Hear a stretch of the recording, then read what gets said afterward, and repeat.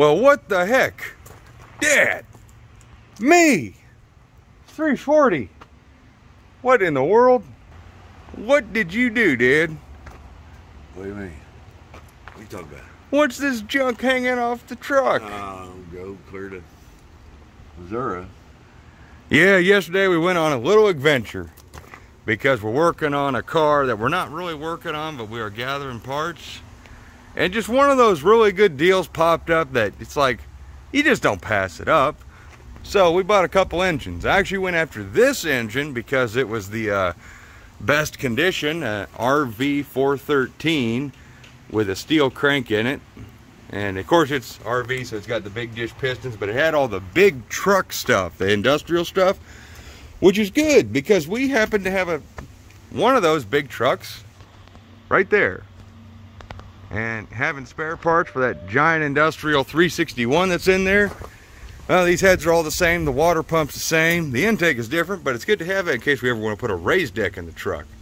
So this is all really good stuff to have. It's junk for a car, but this we can make into a usable engine for the car. Or our plan B is this, what I thought was a 71 model 400 with a steel crank. It's got a truck pan, and the truck applications typically got an internal balanced steel crank, as you can see with the balancer on the front of it. This engine has never been apart. Of course, there is that problem. This one's a little junky. That one's not bad.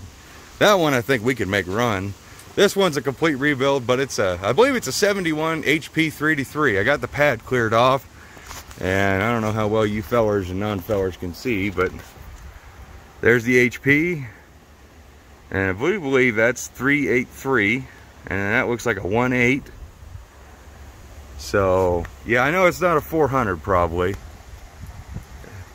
but and in the casting code, if you nerds out there want to decode that, what I was reading was 383, but it's drilled already for the 4-speed. It's got the right depth, and so does this 413, which is what we're after, because well, we need to be able to stick a 4-speed behind one of these. So we picked up both these engines from our good friend Cody down in Missouri. Thank you, Cody, again. There's a short of his really awesome Barracuda running, high compression, big block, 69 Barracuda race car.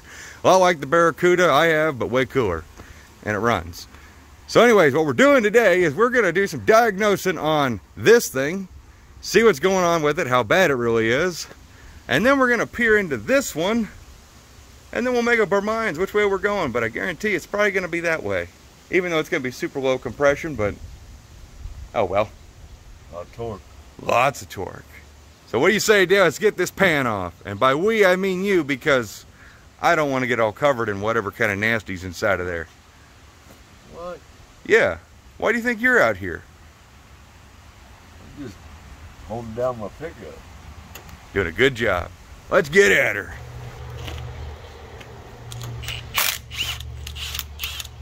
You ever see if there was anything in this pan still, or we just... Oh, we put the trash can in. By the way, you guys don't know, timing chain cover's rotted out on this engine, and so is the valley pan. And yeah, never get underneath an engine. Oil pan looks like it's rotted away too. Socket's too big for these.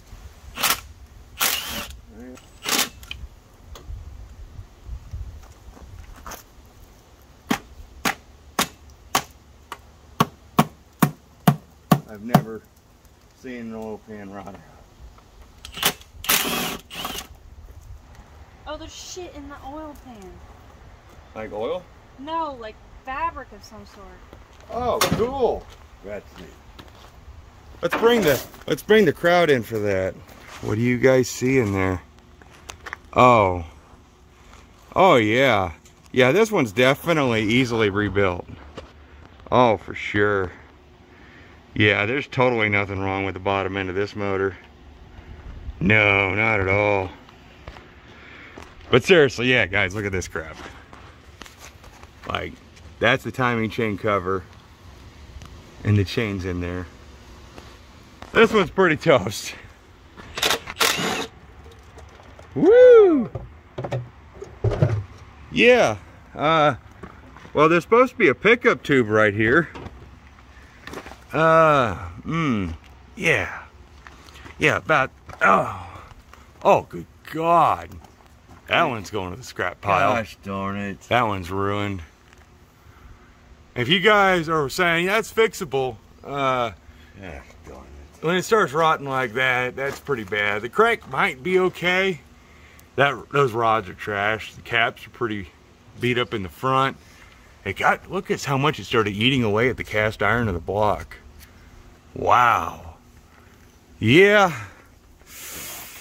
Yeah, that one's probably far gone for us. What'd you get for it? I ain't saying. I ain't saying.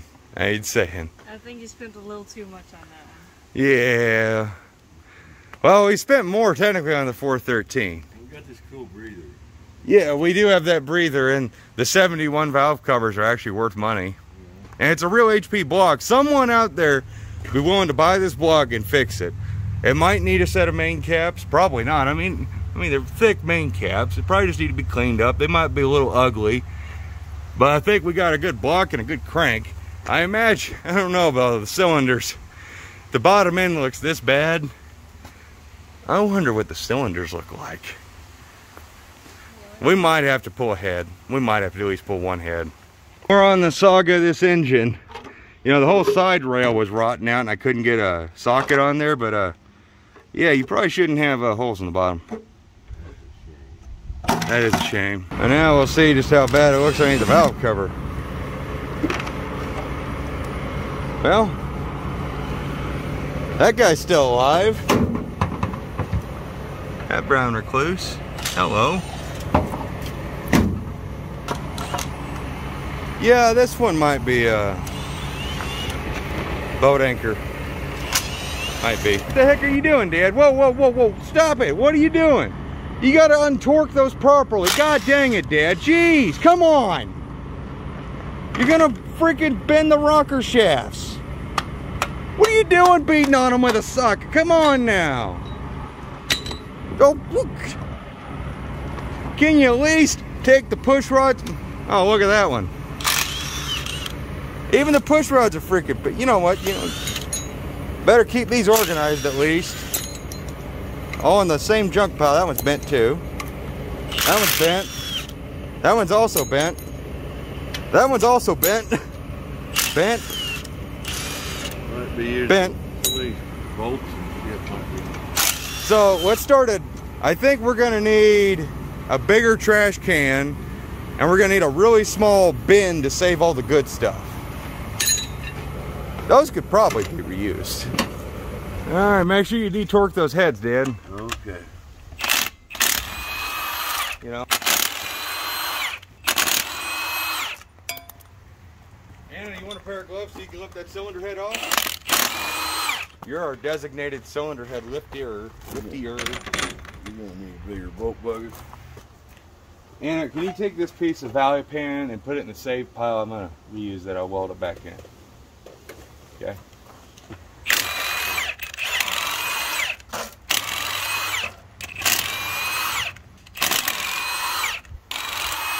Off, it looks brand new inside. Also, be very gentle, Anna. This is original 71 HP 383. That goes on eBay, NOS. Okay? Careful, careful! Jeez. Alright. Here we go. That looks like the head's gonna fall right off. Oh God. Wow, it's really clean. It's actually not that bad. This cylinder looks like crap. But look at that bore right there. Look at that. Look at how shiny that is. I've never used a head gasket. I can't believe how shiny that is. The bore looks like it's chrome. Come over here for the big reveal. Is this side gonna be better or is it gonna be worse? Watch your toes and oh, I missed it.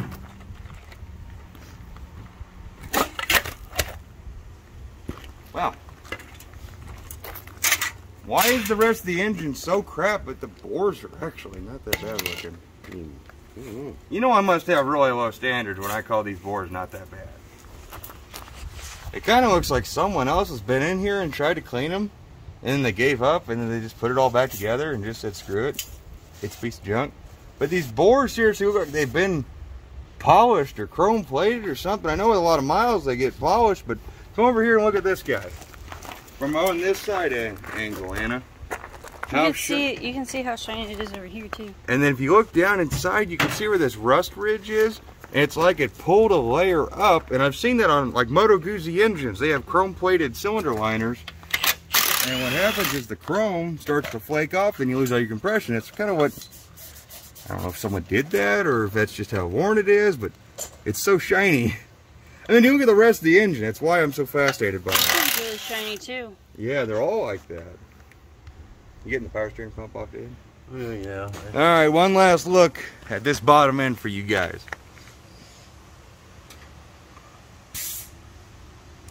See back here, it's pretty good. But up here, and when your connecting rods start to look like that, probably a good time to reconsider using them again. Dad's gonna hit this with a needle scaler, see what we get cleaned up on it. I mean, most of it's toast anyways. The crank is probably salvageable, cab's probably salvageable, block's probably pretty good. That's about it. All right, so actually just talking to Cody, and this might have been the engine out of his 71 Roadrunner he was gonna get for high school, I believe. Why in a truck pan, no idea, but actually as it turns out, he said this is the one he had least hopes of ever being usable again. He was surprised I picked it, but we both thought it was a 400, so now we know it's 383 best. So if anybody out there wants this engine, we'll have the heads too with it. You get it as you basically see it. Shoot me an email and see if we can find a home for that 71 HP 383. Now we're done with that. We'll get stored away. We'll move on to the engine that we have much better hopes of making into a runner. All right, so unlike most people with this big industrial truck stuff, we're not just throwing everything away. I actually bagged and tagged all of the manifold bolts, head bolts, because they're all special for this stuff. And well, if you're a guy who just doesn't care about, you know, having these parts being usable, yeah, you just throw them away like that big water pump, but now it's good to have extra spares. And plus we got a air compressor. Not an air compressor, but an AC compressor. So here's our 413. It's got the big thick balancer on it. It's not a Hemi balancer, but it looks just like it. We got this giant heavy cast iron pulley, what it looks like. Very heavy duty. Belts looks like. Yeah. Wide belts. Big motor mounts. It's got these heat shields over the side of the block, but it is a cold weather block. You see all those extra ribs? It's a cold weather block. I believe this is a 72 casting. It's non-extended crank. It's drilled for the 4-speed. Yeah, it's a regular crankshaft. Let's see, what year is it? Right there, 5.3 of 72. And it's a 72, I believe 413. I think it's a heavy duty. It's an HT motor, which would be heavy truck.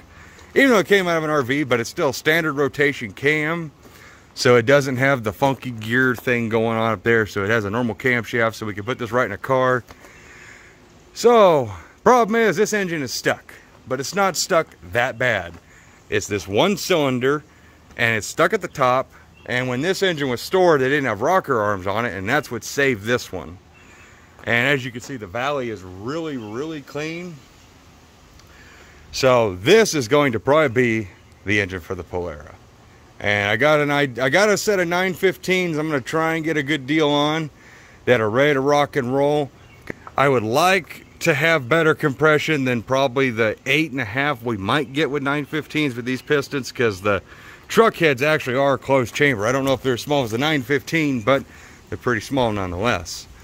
So what do you say we get this thing on a stand and see what we can do with it? Before we can do any more on that 413 dangling, or even, well, fix any of our 6,000 other projects, we got a van. For those of you who don't remember Dad's van, get her going, Dad. Of course. Give her hell, Dad. There it is. Ah, the van. Yeah, you can cruise that.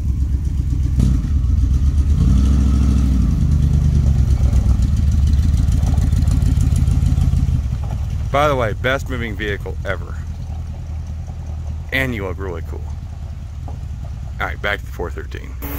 All right, well, we got the block all cleaned off. We're gonna get ready to pull the oil out of the drain pan and we see if there's anything in there. And then we'll pull the pan and we'll see how this guy looks on the inside. Hopefully it's in better shape than that 383. Or we will be out of options already. Well, I'm gonna say there's nothing in there. No water, at least. Not that much in there. Oh, okay. At least it's black. All right, let's get that pan off, see how it looks.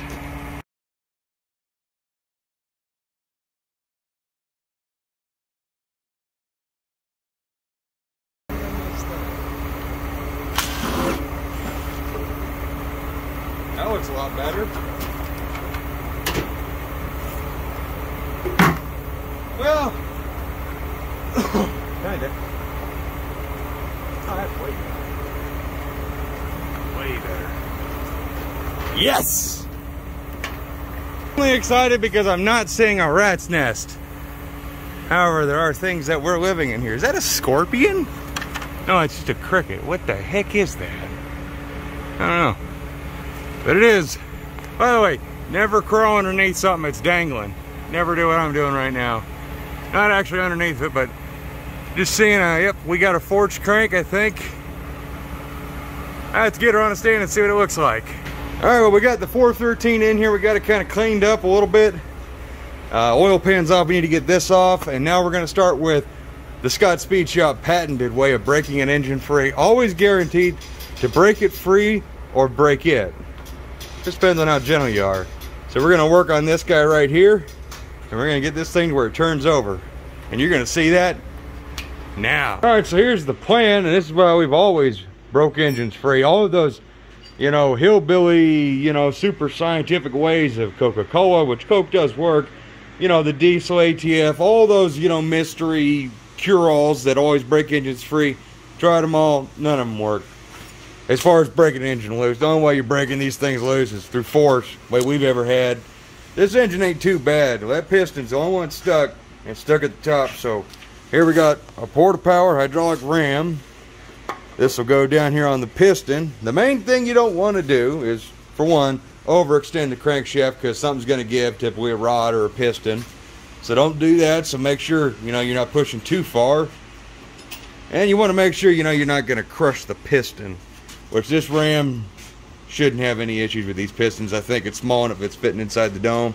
We'll double check that dish. If not, we'll put something in there to even out the pressure. But all this is going to do is force the engine to turn, because right now we can't do anything with the crank bolt. It's loosening up, and flex plate bolts out. I don't like that idea. So we are going to do this because we know this works. All right, so here's the operation. Two big old pieces of grade 8 all thread, dead. 7/16 for the crowd out there. This giant T-bar here, and this T-bar slides up on these. Will set the depth, and then we'll get the port-of-power of the ram in here, down in there, and of course, simple physics. It pushes a direction. This is blocked up here where it can't with big washers. Yeah, I'll just show you here in a second. You'll see it. Well, this was about the most anticlimactic engine breaking free deal we've ever done. The port-of-power is not even hooked up. So here's the thing. So big T-bar, grade 8 all thread, right into the head bolt holes. Run those down in there. And yes, the port-of-power is crooked because we put a rag in there. We're gonna correct that, but we don't have to, because literally just sucking the T-bar down, you can see how much it's already turned. And we got this guy. I think he's going down. Yeah, so I'm pretty sure, yeah. Alright, I guess we'll just keep doing it this way. Works, it works. Alright, well, Dad wants to go ahead and do the port-of-power anyways, because I'm sure he doesn't want to sit there and crank bolts, and I probably don't either, so there we go. Yeah, that's, except for Dad standing out in the freaking sun, and now I gotta watch this. Yeah, it's turning. Oh yeah, it's turning. Ain't not too easy. Not easy? Well, but I might still be in high range. Yeah, you're probably still up there. Let's just make sure we don't bottom the stroke out. Yeah, there we go. and see you remove the pressure. And we'll get all that crap out of there and we'll show you what that looks like. All right, so we just went ahead and got her moving. That ain't the one that stuck. That was stuck. This one actually had some stuff built up at the top in the ring gland I could kind of see. But I mean, you moved it almost a full mark on the timing tab, and yeah. It came up and now it's on its way back down. Yeah, so now we're going to move to another cylinder. We'll keep doing this until we can turn it by hand easily, and we get these cylinders oiled up every time and keep going. Okay, so this is going to be a dramatic recreation of the events that literally happened 3 seconds ago. Dad, I think there's something wrong with the ram. Wait, hang on. Wait, hang on. Wait, okay. So I got to set the camera up like it's kind of like, just like a regular day in the shop. Okay. I didn't have this. This was just laying right here. Okay. Well, daggone it, Dad. I don't know why that daggum ram stopped moving. I don't know. I got one just like it. I'll go see if I can get another. Oh, yeah, you go get that other ram. This engine, it was turning easy, and now all of a sudden it don't turn. Maybe the ram locked up. Maybe the ram locked up. I don't know. Oh, look, I got my big wrench here. Let's just see what happens. Let's just see what happens. Whoa, it just broke free. Dad, don't worry about wasting that trip. Look, it turned so freaking easy all of a sudden. Oh, my Lord. I about punched myself in the chin that time. No, seriously, what just happened is the ram stroked out or something. It was only sticking about that much, and it's a 3-inch stroke ram, and the stroke on the crank's only 3 3/4, or it's 3 3/4. There's no way to stroke it out and bend the rod. The piston was all the way at the top. So Dad was gonna go get the other ram, and I literally took my bar, put it on here, and it literally just turned.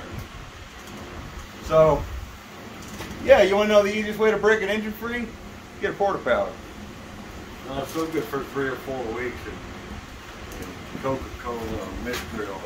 Yeah, you go spend about $75 in mystery oils when you can literally, I mean, I guess, I don't know, what does a porta powder cost from Cummins Tools or Harbor Freight? You don't want to buy no cheap crap. OTC, that's about a $300 porta powder. $300, that's not about $300.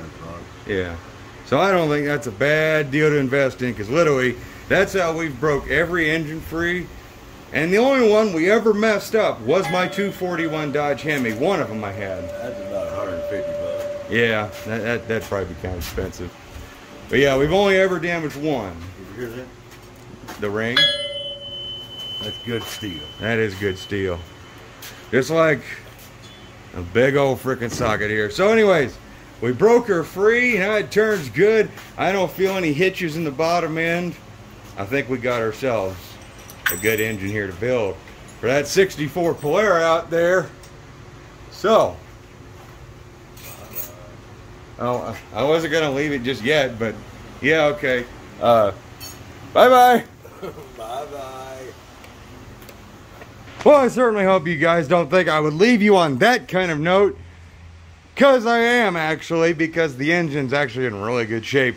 So I threw a pulley on the bottom, got the oil pan on there, slicked up the cylinders. I was rewatching some of the video and I never really showed you a close-up. Now these look kind of gnarly right now. That's just because I've been rotating it a lot, and I mean, but these things mic out standard as standard can be, and they look pretty dang good. I think with a light hone, fresh set of rings, I know this is the super cheap way of doing things. I think this engine will be perfectly fine with a good set of heads on it. It'd be nice to get some compression, change the pistons out, but don't know if we're going to go that far with it. But the engine turns over really easily. In fact, this is my engine turning over wrench. When I know an engine turns over with this setup easily, it's good to go. Now, one-handed, not quite the easiest thing in the world, but we'll go for it. We'll go for it, and can we do it? Yep.